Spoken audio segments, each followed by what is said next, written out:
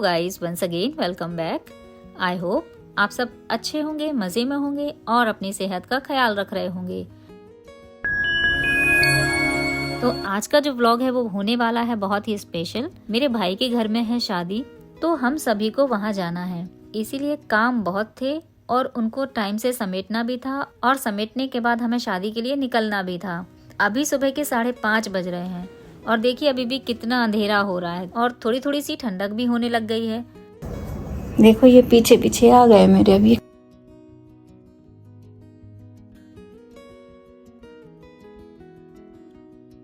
छत पे आ जाता है तो इसको बहुत अच्छा लगता है।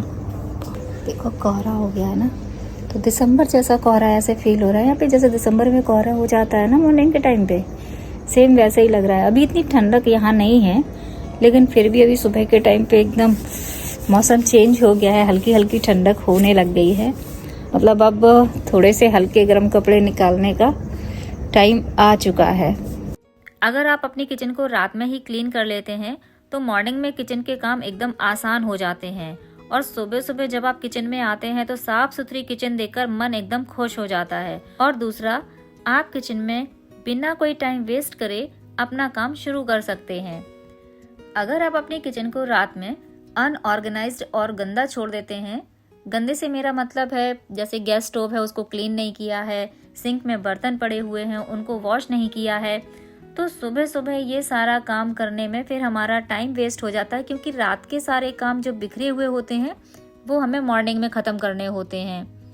तो उन काम को ख़त्म करने में ही हमारा सारा टाइम चले जाता है और मन भी ख़राब हो जाता है और फिर हमारा मॉर्निंग का टाइम देर से शुरू हो पाता है, जिसकी वजह से हम ऑफिस के लिए लेट भी हो जाते हैं। और ये कढ़ाई मैंने फ्लिपकार्ट से ऑर्डर करी थी, ट्रिपल लेयर ट्राईप्लाई कढ़ाई है। इसके रिव्यू बहुत अच्छे थे। इसको यूज करने के बाद अपना एक्सपीरियंस और रिव्यू मैं आपके साथ जरूर शेयर करूंगी। मैं जो भी बर्तन लेती हूँ ना उसको यूज करने से पहले मंदिर में जरूर रखती हूँ।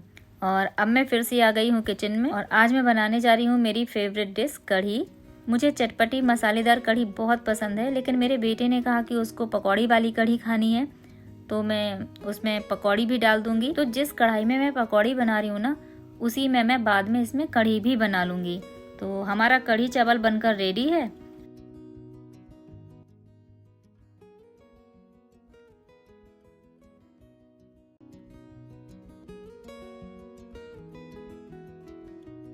और अब हम जा रहे हैं ब्रूनो का वैक्सीनेशन कराने। अभी ब्रूनो 1.5 महीने का ही हुआ है। हम आ चुके हैं प्राइवेट पेट क्लिनिक। थोड़ा डर है कि ब्रूनो कैसे वैक्सीनेशन करवाएगा, कैसे रिएक्ट करेगा।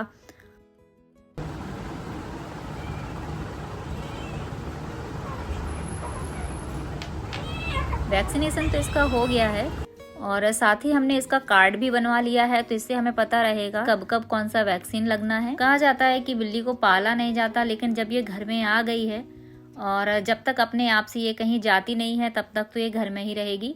और अगर ये चली जाती है तो ठीक है, क्योंकि बहुत छोटा था जब हम इसको लेकर आए थे और उसको इस कंडीशन में छोड़ नहीं सकते थे, लेकिन अब ये काफ़ी घुल मिल गया है हमारे बीच में। तो अगर ये अपने से जाता है तो ठीक है, अदरवाइज लगता नहीं है कि हम लोग इसको छोड़ पाएंगे। जब से इसके वैक्सीन लगी है थोड़ा सुस्त और डरा हुआ है, तो ये थोड़ा जब रिलैक्स हो जाएगा ना तभी हम शॉपिंग के लिए जा पाएंगे। तो दीदी की कॉल भी आ चुकी थी, तो अब हम दोनों लोगों को जाना था शॉपिंग।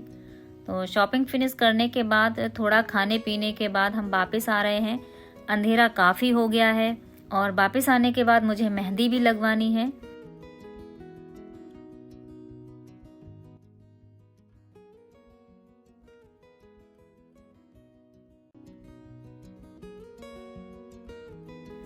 मुझे जो साड़ी अपने साथ कैरी करनी है वो है लेवेंडर कलर में, और जो बैंगल्स मुझे मिली है ना उधर कुछ पर्पल शेड में मुझे मिली है, जो कि साड़ी के साथ बिल्कुल भी मैच नहीं कर रही है। तो मेरे पास कुछ लेवेंडर शेड में ऑलरेडी कुछ बैंगल्स थी, कटवर्क वाली थी वो, लेकिन मुझे प्लेन बैंगल्स लेनी थी क्योंकि मैं साड़ी लेकर नहीं गई थी, तो थोड़ा सा कंफ्यूजन में ये वाला कलर मुझसे आ गया। लेकिन मेरे पास जो बैंगल्स रखे ना उसमें थोड़ा नीचे लटकन लगा हुआ है, उन लटकन को हटा करके ही फिर वही वाली साड़ी के साथ इसको मैच करूंगी, क्योंकि अब इतना टाइम नहीं है कि मैं इसको फिर से देखूं मार्केट में जा करके कि मुझे ये वाला कलर मिल जाए। तो अब मैं इसके लटकन निकाल रही हूँ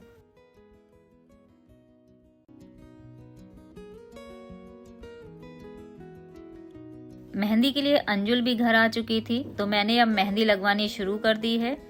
जब से ब्रूनो को वैक्सीन लगी है तब से खेल भी नहीं रहा है, शायद पेन हो रहा होगा। ये देखो मेरी गोद में आकर बैठा है।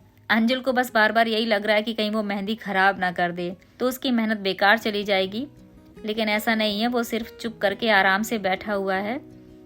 और ये देखिए मेरी मेहंदी लग चुकी है, सुंदर है ना। अब हम निकल रहे हैं घर के लिए। इस बार ब्रूनो भी हमारे साथ जा रहा है। वो थोड़ा सा क्यूरियस भी है, इसलिए पूरी कार में इधर उधर घूमता रहा।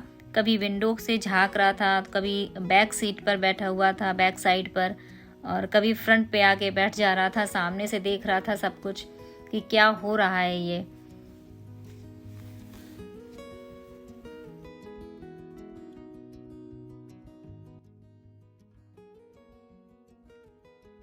जब तक हम घर पहुंचे ना, बन्नो रेडी हो चुकी थी। हल्दी के लिए फोटो शूट हो रहा था।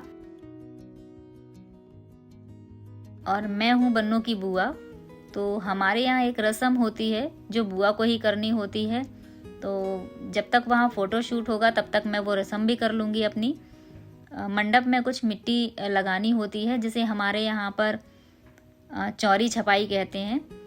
तो मैं और मेरी दीदी यानी मेरी मौसी की जो बड़ी बेटी है, दोनों ये रस्म कर रहे हैं। फिर हम हल्दी और मेहंदी में भी शामिल हो जाएंगे।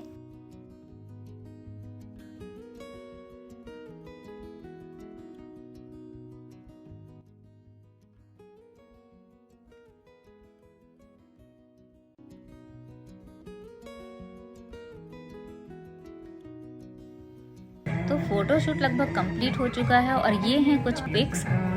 इसमें से जो पिक्स मेरे पास थी वो मैंने आपके साथ शेयर कर दी हैं।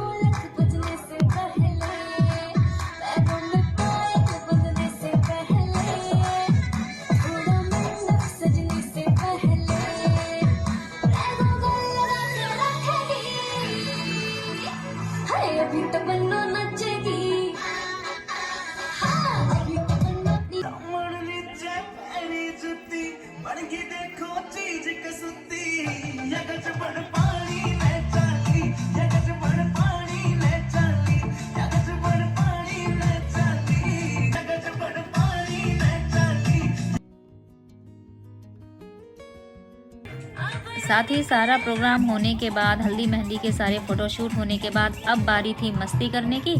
तो हम सब ने खूब जमकर मस्ती की, डांस किया और मज़ा किया।